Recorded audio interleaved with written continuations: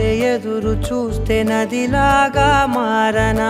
చైత్రమల్లె నువ్వు పూస్తే చిగురాకే అవ్వనా నన్నే వరించే యువరాజును అంట నీ యువరాణి